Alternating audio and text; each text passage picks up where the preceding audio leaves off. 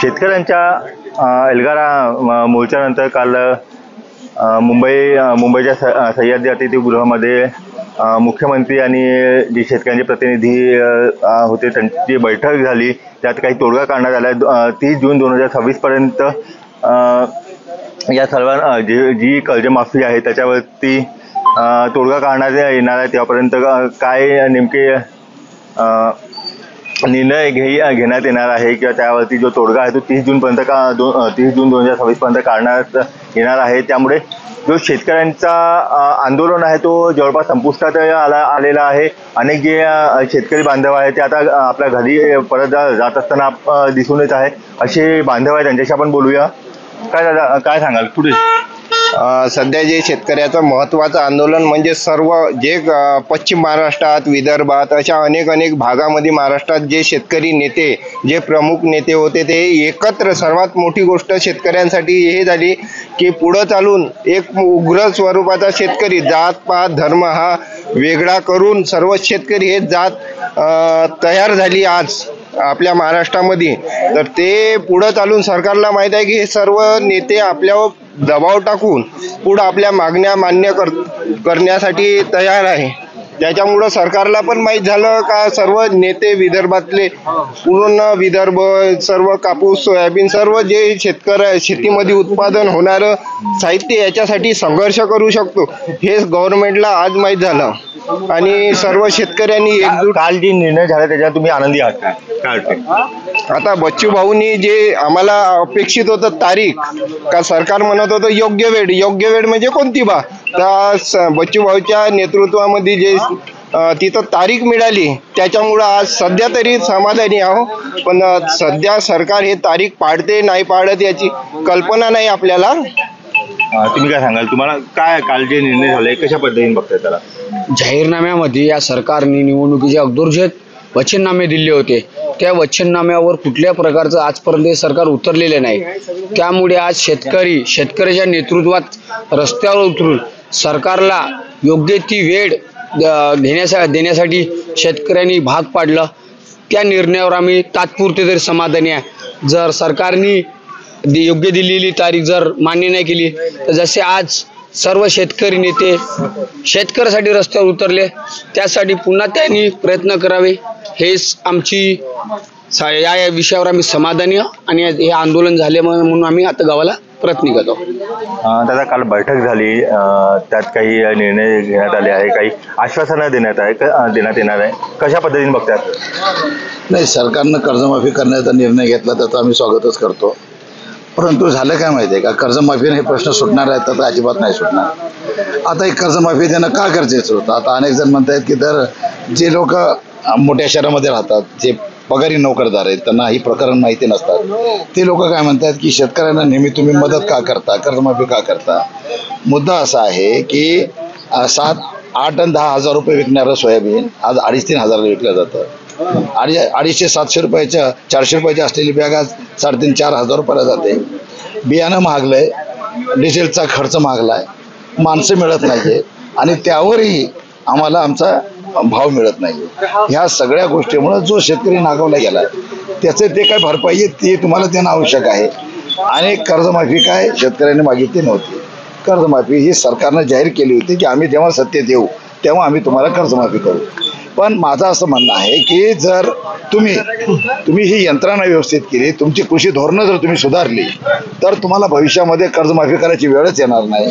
सरकार म्हणते की त्यांना गाय द्या, म्हैस द्या, बैल द्या, याच्यानं होत नाही। जेव्हा तुम्ही एखाद्या अधिकाऱ्याला 7वा वेतन आयोग लावता, 8वा वेतन आयोग लावता, तेव्हा तुम्ही त्याला 4 बकऱ्या द्या ना, 2 म्हशी द्या, बाबा हे सांभाळ, याच्यावर दूध काढ आणि जे 6वा आणि 7वा वेतन आयोगामधला जो काय डिफरन्स आहे तो भरून काढ। काय झालंय, शेतकऱ्याकडे बघण्याची लोकांची भूमिका बदलली आहे।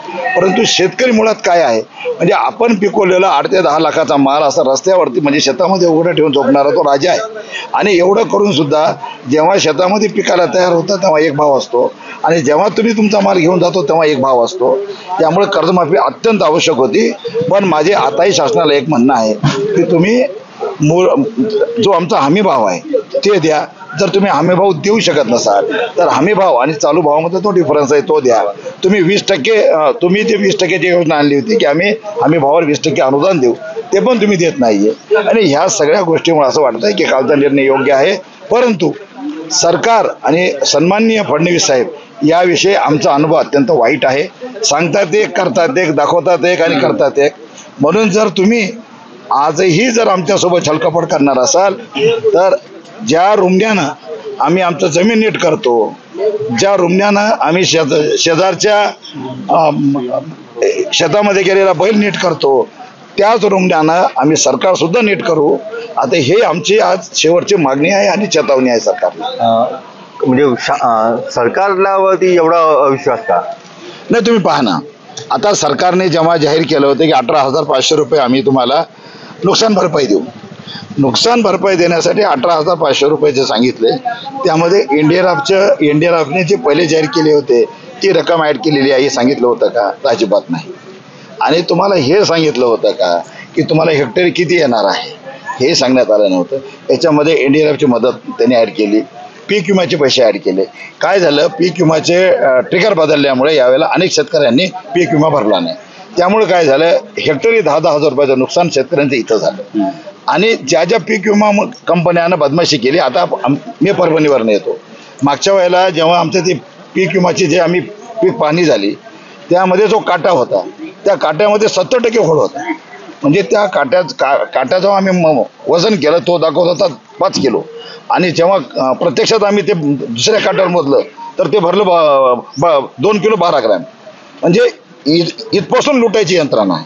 काय झालंय, शेतकरी म्हणला की लूटमार चालू आहे फक्त, म्हणून आमचा ह्या सरकारवर विश्वास नाही आहे.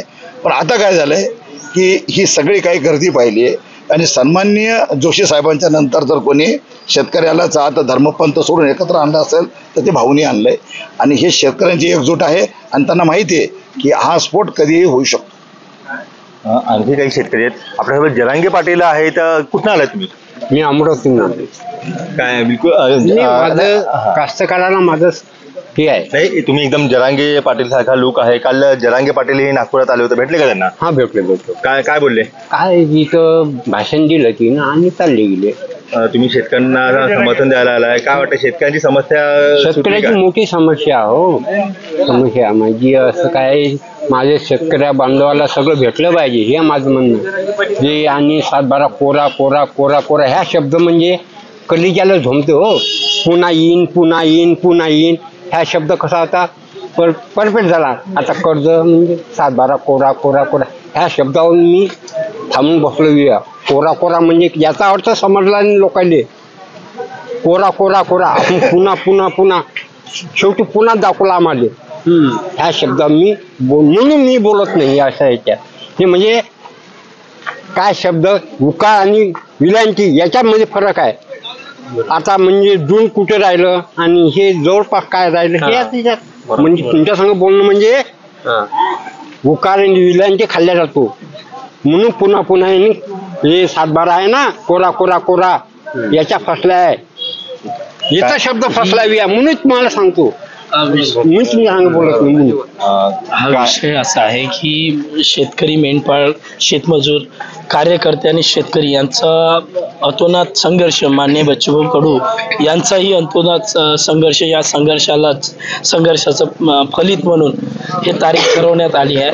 हालाकी सरकारवर इतका काही भरोसा नाही आहे, पण त्यांनी या जबानीवर किंवा या GR वर पलटून नाही जावं किंवा नवीन GR निघणं हे एक त्याची प्रथा आहे. मी सर्व जनतेला आवाहन करतोय की पॅनिक न होता माननीय बच्चूभाऊ कडू यांना येऊ द्या. ते काय आदेश देतील या आदेशाच्या नंतर आपण त्यांच्या आदेशाची पूर्ती करूच.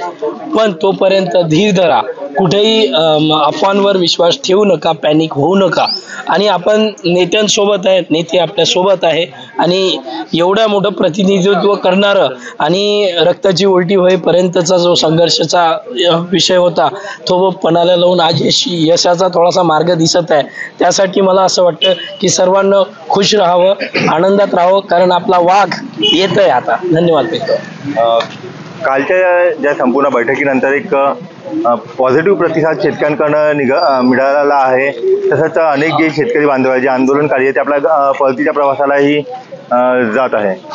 Jitendra Khapre, Maharashtra times online.